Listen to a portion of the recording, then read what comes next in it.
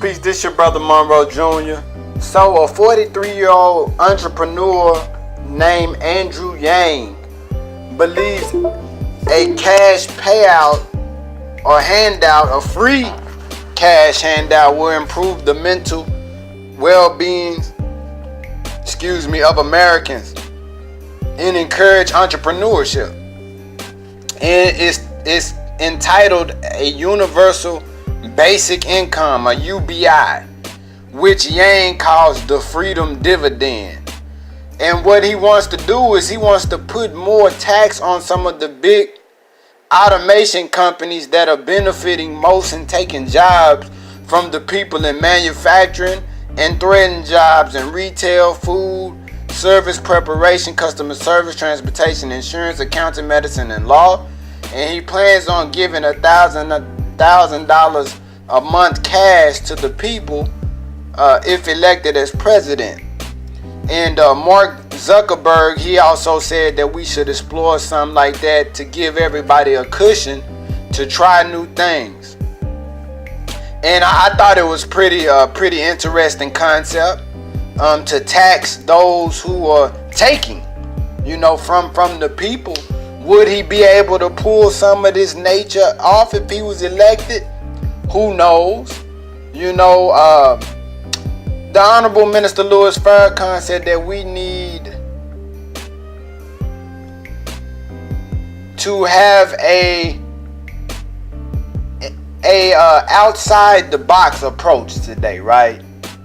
We need people who think outside of the normalities of what American traditional practices of governing have manifested, right? Because it hasn't been successful.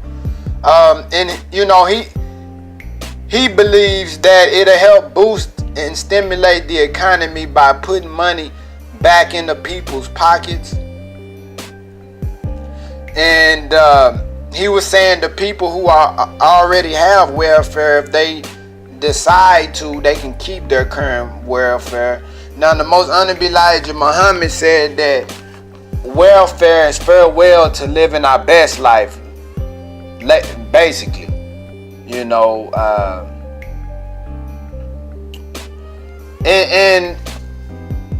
I don't think a lot of people would get that $1,000 back, honestly, if they were to receive that.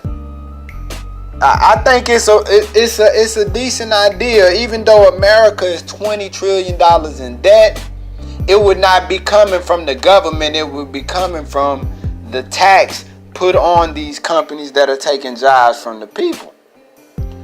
And some reports are saying by 2030 that 75 million workers around the globe will need to change occupations due to automation.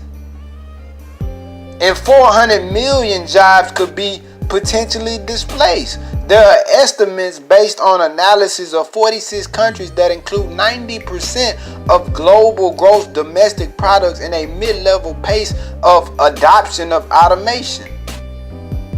In a report published in March by the Organization for Economic Cooperation and Development, predicts 14% of the jobs measured in 32 OECD countries, or about 66 million jobs, are highly automatable, which the report defines are having a probability of being automated over 70% over the next 15 to 20 years. Another 32% have a risk of being automated at 50 to 70%, the report said.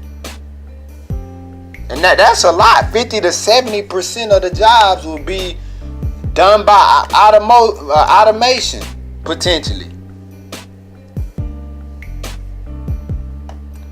And if you don't know about UBI, Alaska, and UBI is the payment system that we're referring to at this moment, which is universal basic income. Alaska already kind of has a system like that, and they have a statewide version of UBI, and it's been around since 1982, and they distribute checks to residents who share the oil riches with future generations. So they get cash handouts called the Permanent Fund Dividend. And the Honorable Minister Louis Farrakhan said that a nation is no greater than its service to the weak and the poor and the disadvantaged of that nation. So I think it's something that could maybe work temporarily. I don't see it. I see it with the inflation of the dollar, being a good thing, with people, working, making $14, $15, $16 an hour, barely being able to make ends meet because of the devaluation of the dollar, because the government is printing dollars out of thin air, and it's devaluing what we already have in circulation. So I see it as being a temporary means of support for the American people, but we need more solid solutions as far as monetary means, because dollars, they're not going to be around too much longer. And, we have to focus our mind on real tangible assets like gold, silver, real estate, land, feeding ourselves, clothing ourselves, sheltering ourselves for what's coming ahead. So I would say if you can, go to the economic blueprint that's spearheaded by the Honorable Minister Louis Farrakhan. It's economicblueprint.org, or you can go to Jay Morrison's Tulsa Real Estate Fund. He's also trying to do some great things for our people. It's really time for us to turn inward, as a people, to create our own reality, right? And not depend on any government handouts, right?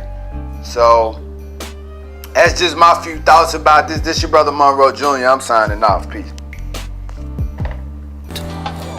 7 days times 1 nickel a day, 35 cents a week. Do you have it? Yes, sir.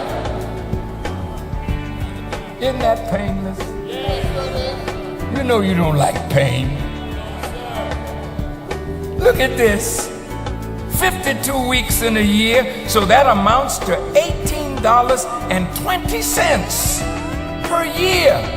And if everybody in this room, everybody listening by television, everybody under the sound of my voice gave $18.20 a year, multiply that by 16 million in the working force. Now we got $291,200,000 in just 1 year. 291 million.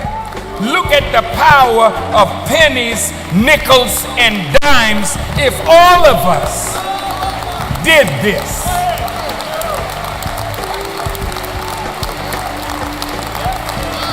Can you see the picture? Look, we want to do exactly as Isaiah the prophet said. They will rebuild the ancient ruins and restore the places long devastated. They will renew the ruined cities that have been devastated for generations. With your support of Muhammad's economic blueprint, we can obtain farmland, build industry, and create jobs for our people. Through pooling our nickels, dimes, and dollars, we can rebuild the wasted cities and provide a future for our children. To support Muhammad's economic blueprint, go to economicblueprint.org and register now.